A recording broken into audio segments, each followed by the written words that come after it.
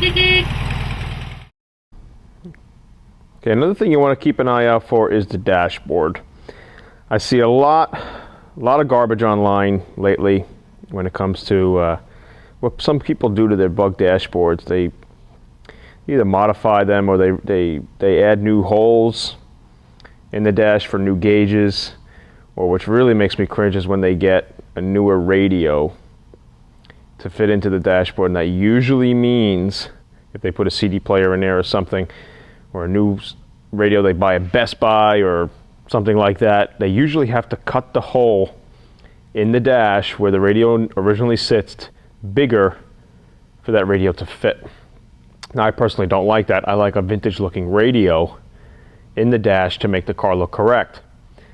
This is a radio made by Retro Sound, which is fine if you want to use this car as a daily driver or something, and they design it to fit in the dash correctly and make it look correct, but yet it has modern features on it. This is okay. But when you want a newer radio in there, something that you buy off the shelf at a local store or something, they usually got to cut the dash to get the radio to fit. I don't like that.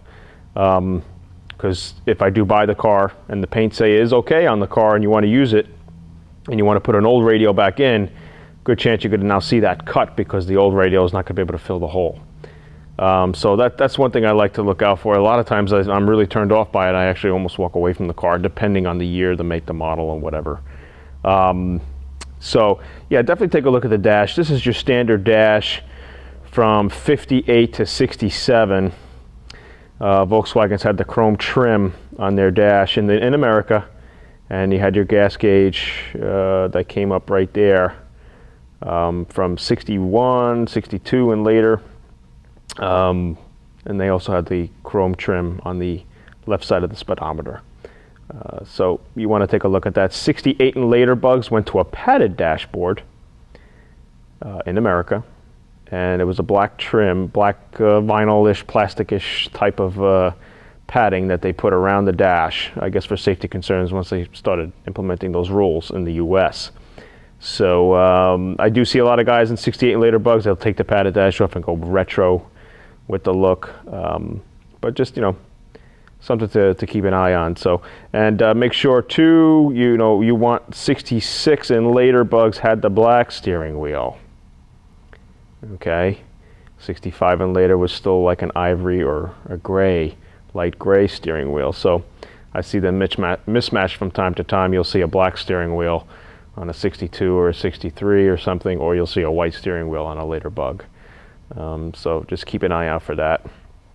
Okay, so we just got this car in delivered to us yesterday in regards to our Build-A-Bug program. The customer is interested in having this car restored. As you can see, this is a car that you might come across on the road or on your internet searching travels, and something to possibly restore. Again, when it comes to buying a bug, it all depends on your intentions. What are you looking to do exactly? Do you want to restore it, or do you want to get it and drive it? This is a 56 oval window bug. These oval window bugs are getting very collectible, and it all depends what you buy them for and what you're willing to put in it.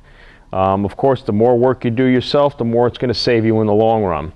But when these cars are, getting finished, I see prices all over the place for ovals. They can range anywhere from 20, 25,000. I've even seen them go all the way up to 50,000. Very rarely, some 60,000. All depending on the year, the make, the rarity of the car, and things like that. So you do get more bang for your buck, but there is a limit. Again, looking at this car, it needs a ton of work.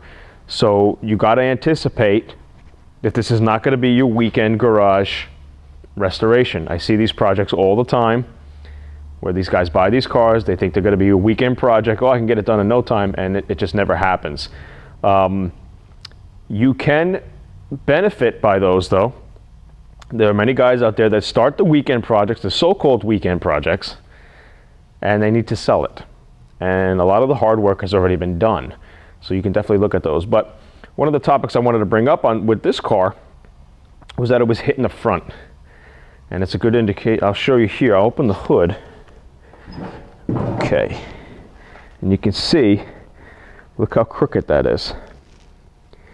Okay, that is not straight at all. That apron, you know, I look at the back part of the trunk, and then look at the front apron. It's really cockeyed there. So you really got to you got to take a peek at things like that. You know, to straighten this out, it could be a job. We're doing a 54 right now for a Build-A-Bug project, and the same thing happened. The car was smacked in the front. We basically had to get a whole new front quarter. So basically we had to find a donor bug and give it this whole side with the fender off, of course, cut off to now weld on. Or if you find a good straight bug, you might cut the whole front nose off and then weld that in the front. They do sell new aftermarket tubs, okay, but they're universal. They're not year specific. So if you're really anal about having the car look correct, that front nose of an aftermarket piece, they give you the whole front tub. That whole front nose is not going to look correct. It's going to look more like a 60s nose front, you know, inside the trunk area, as opposed to, you know, an oval window bug. Now, I don't know if you looked closely here when we opened this. What is this car missing? Of course, the VIN tag. See that square rectangular spot there? I find this a lot. You'll find these cars where they're missing the VIN tags. If this car is missing a VIN tag, I usually walk away. That's a done deal for me. So just want to be careful there. Okay, so a couple other things I want to point out are these early bugs, the 50s bugs, where they had like these one prop hood holders here. As you can see here, there's only one area that holds the hood up, and it's this prop right here. See it here, bolted here, and it bolts down to the inside of the trunk. Later years, they had springs on both sides, and the hood's able to go up uniformly. But as you can see here, look at how this hood is kinked. See, it's on an angle. Usually what happens here on these early cars, people forget that they're not held up by springs, and when the hood's up, they're finished, they go to close the hood down, and it's still held up by the prop, and you get a kink up here in the hood.